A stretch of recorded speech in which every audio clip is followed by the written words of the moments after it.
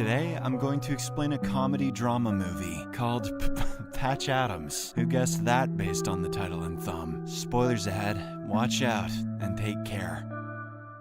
The movie begins as a middle-aged man named Hunter Patch Adams sits in a bus while being deep in his thoughts. At some point in his life, Patch found himself to be small, useless, and tired of this journey called life. He developed suicidal thoughts and eventually admitted himself to the psychiatric ward of the Fairfax Hospital. Immediately upon arrival, Patch meets a variety of patients. There is an old man who keeps holding up his hand and asks people how many fingers they see. He gets incredibly upset when people give the right number, as if he was expecting a completely different answer. Then there is Patch's roommate Rudy, who keeps getting scared of imaginary squirrels. Hey, they're terrifying. On the other hand, the hospital's way of treatment also seems to be more focused on medication than getting to the root of the problem. This is evident when Patch tells the institution's psychologist about his childhood trauma caused by his father's death. He opens up emotionally, but the latter seems to focus on writing down notes more so than actually listening to the patient. Slowly, Patch starts to realize that here, he will not get the help he needs. He thus decides to take things into his own hands. He begins cracking jokes with other patients, even if it means making fun of their mental condition. Patch also goes to the old man who regularly asks other patients how many fingers they see. Turns out the old man is Arthur Mendelsohn, a brilliant inventor who also admitted himself to this institution a few years ago. Patch has a conversation with Arthur, and the latter teaches him to see beyond the conventional way of looking at a problem. That very night, Patch returns to his room, only to find Rudy having yet another delusional episode. He desperately wants to go to the bathroom, but thinks that there are hundreds of squirrels out to get him. Patch, inspired by his earlier conversation with Arthur, comes up with a brilliant plan to help his roommate. He pretends they are in a battlefield, fighting against an army of squirrels. Their mission is to reach the bathroom where these imaginary enemies can't follow. After playing this game for a while, he successfully takes Rudy to the bathroom. A few days later, Patch finally decides that he has had enough of this mental institution. For several years, he wandered from one job to the other, feeling like he never belonged anywhere. But now he is clear about what he wants to do: help patients who are suffering from all kinds of problems. 2 years later, Patch joins Virginia Medical University and becomes the oldest first-year student there. He shares his hostel dorm room with Mitch Roman, a brilliant prodigy who is single-mindedly obsessed with becoming a great doctor. It is obvious from their first meeting that Mitch greatly disapproves of Patch's apparent lack of seriousness. On the first day of classes, the university's principal, Dr. Walcott, greets the students with a ferocious speech. He points out that doctors are humans who have emotions like fear and fatigue. These emotions can cause them to make wrong decisions at crucial moments. Thus, Dr. Walcott promises to train the humanity out of each student so that they can become the perfect doctors. Everyone in the class seems to be impressed by this speech, except for Patch. He is busy looking at his classmate, a beautiful girl named Karen. During the break time, he tries to introduce himself to Karen, but she refuses to even greet him, pointing out that she is here to study and not make friends. Patch takes the rejection with a sense of humor, then immediately befriends a nerd classmate named Truman Schiff. The two of them later have a short conversation about the principal's speech earlier. Surprisingly, both Patch and Truman have the same outlook, albeit they express it in different ways. They hate the idea that doctors must be emotionless machines and not empathetic individuals. Moreover, Patch also wants to work closely with patients instead of simply rote learning from books. He is fully aware that as a first-year student, he is not allowed to go on ward visits. Despite this, he grabs a white coat and sneaks in with a group of third-year students who are on a hospital round. He sees how doctors refer to patients simply by their diseases. This eliminates any human connection and makes patients simply bodies to be treated. Patch also talks to some senior nurses who explicitly warn him not to go into room 305. The room belongs to Mr. Adams, who is suffering from terminal pancreatic cancer. Following this, Patch makes his way into the pediatric ward, where he sees several children quietly lying in their beds. Many of them have shaved heads, indicating that they are suffering from some form of cancer. He sees their sad faces and decides to cheer them up. Patch grabs a nearby pipette bulb and puts it over his nose, making him look like a clown. One by one, the children in the ward start getting amused by his antics. The whole room is soon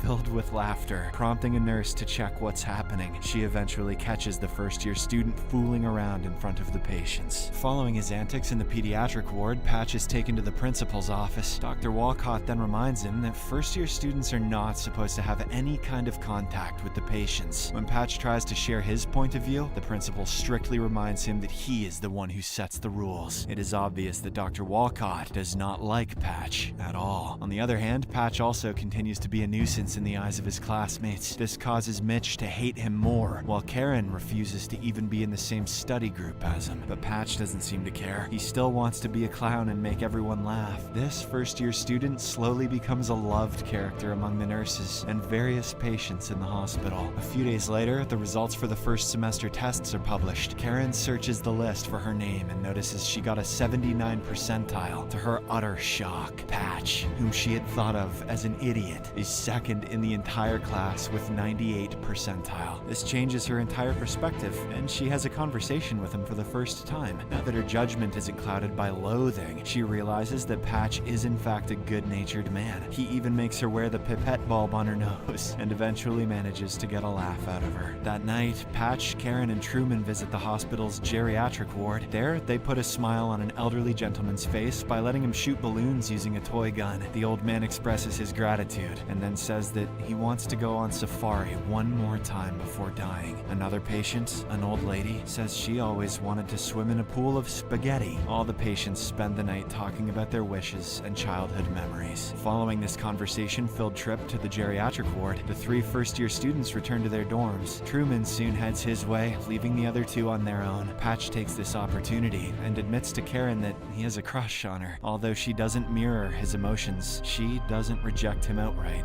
either. In the following weeks, Patch continues to brighten up patients' days through his carefree antics. He tries his hand and enters room number 305, where the terminal cancer patient, Mr. Adams, is admitted. Patch sings Nina Simone's "Feeling Good," hoping it would lift his spirits. Unfortunately, Mr. Adams grabs the medical student's collar and tells him to get the hell out of his room. Patch's bad luck doesn't end there, as he is soon apprehended by Dr. Walcott. The principal makes it clear once more that no first-year student is to be seen anywhere near the hospital. He also says that someone had raised suspicions that Patch might have cheated in the first semester. Following this, Patch storms to his dorm room where he confronts Mitch. He knows it was his roommate who had raised this suspicion to the dean. Mitch not only admits it, but also doubles down on this ridiculous claim. He is obviously jealous of the fact that he gets less marks than Patch, despite working harder. Mitch points out that one has to be extremely professional and sometimes even mean to be a great doctor. In response, Patch calmly says that Mitch is a young man, which is why he thinks one has to be a prick to get things done. Despite the principal's warnings, Patch continues to visit the hospital in his free time. He even visits room 305 once more and manages to make Mr. Adams laugh, using a series of great puns. The nurses are more than delighted to see Mr. Adams, who used to be extremely irritated all the time, laughing for once. A few days later, Dr. Walcott announces that their university will be hosting a seminar for the Fellowship of the American College of Gynecologists. He chooses Patch to head the welcoming committee and tasks him with receiving the esteemed guests. When the seminar day finally arrives, Dr. Walcott and his guests are left stunned by the welcome they receive. Patch has set up a giant pair of paper legs on either side of the conference hall's door. This looks like a woman lying belly up and opening her legs. As if that wasn't enough, there is a cheeky banner on top of the door that reads, "Welcome, gynos, at your cervix." This remark doesn't sit well with Dr. Walcott, who later expels Patch from the university. However, the Dean of Medicine, Dr. J.P. Anderson, reinstates Patch shortly afterwards. It is certain that Patch's unorthodox methods have improved his patient's physical and mental health. Anderson nonetheless asks him not to visit the hospital too often and not antagonize his seniors. Unfortunately, this roller coaster day keeps on serving both good and bad news for Patch. First, he opens up about his past mental struggles with Karen. She embraces him for what he is, and the two eventually share a kiss. However, when Patch sneaks into the hospital at night, he is informed that Mr. Adams is suffering quite a lot. Patch rushes towards room 305, where Mr. Adams asks him to sing Nina Simone's "Feeling Good." He obliges, but before he can finish the song, Mr. Adams passes away. As the heartbroken Patch bumbles his way out of the room, he sees a lady screaming and crying at the reception. She is being asked to fill up a form before her extremely sick son can be admitted in the hospital. After seeing so much suffering throughout his time at the university, Patch decides to help the needy in his own way. He purchases 105 acres of land in West Virginia. With the help of Arthur Mendelsohn, he then prepares to establish an unorthodox clinic called Gesundheit Institute, where he wants to treat patients without medical insurance. Patch convinces Karen, Truman, and a few other friends to help him renovate an old cottage into a clinic. This will be based on the philosophy of treating patients with humor and compassion. After several weeks of hard work, the Gesundheit Institute finally opens its doors for patients of all sorts. One of these needy people is Lawrence Silver, the son of a local businessman. Karen, who had seen Lawrence back at their university hospital, knows that he has mental issues and frequently does self-harm. She reveals to Patch that she is getting some bad vibes off of him. However, the latter tells her to show the patient some compassion, and everything will eventually be alright. After this tiresome day of work at the new clinic, Patch and Karen sit down for a chat. From their conversation, it is revealed that she had suffered physical abuse as a kid. This is why she has always been apprehensive about men in her life. Patch is incredibly shaken and is brought to tears by this revelation. He comforts her and reassures her that she can overcome her pain by helping others. The two then spend the night together by sleeping on the same bed. The next morning, Truman informs the two lovers that their inventory of medicine is quickly running out. Patch decides to visit the university and sneak out some medicine until they can find a better way. While he is gone, Karen receives a distress call from Lawrence, saying he desperately needs someone to talk to. She is frightened to check on him all by herself. However, she decides to go as she wants to help patients in any way possible. When Karen eventually reaches Lawrence's mansion, she is struck by how huge it is. Lawrence, on the other hand, has a strange, zoned-out look in his eyes. He initially behaves politely with her, but soon something strange happens to him. In a shocking twist of events, he shoots Karen with his shotgun. Then, Lawrence unalives himself by putting a bullet through his own head. A few hours later, this news reaches Patch, who is still at the university. He is devastated by the turn of events, and his entire worldview comes crashing down. Karen had told him that she'd gotten bad vibes off of Lawrence, but Patch had convinced her to see the positive side of things and deal with the mentally ill patient. She is now dead, and he cannot help but blame himself for this tragedy. In the aftermath of his lover's murder, Patch climbs a cliff on the edge of his West Virginia property and contemplates ending his life. He now doubts the goodness in humanity and asks God for an explanation for all these horrible incidents. Right on cue, his eyes fall on a butterfly, which lands on his medical bag before flying away. This reminds him of a conversation he had with Karen a few days ago. She had equated herself with a caterpillar, hoping that one day she could fly like a butterfly. Patch takes this as a divine signal and decides not to end his life. Following this, Patch returns to his university, determined to help patients in Karen's memory. Things, however, take a turn for the worse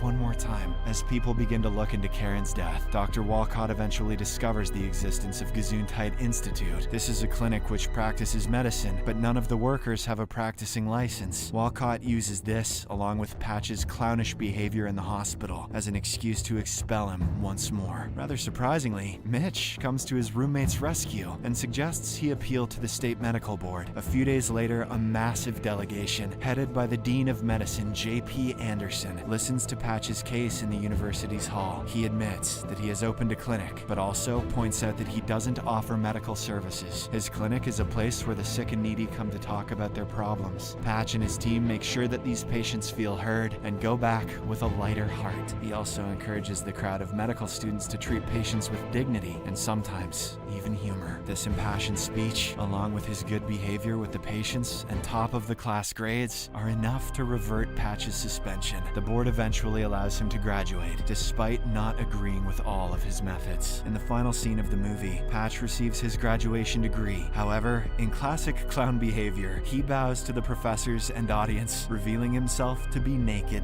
underneath his cap and gown. I'd like to dedicate this recap to the memory of Robin Williams, who is one of the most caring and hilarious public figures in history. Subscribe for more videos like this, turn on notifications, and leave a like to help the channel out. Thank you for watching.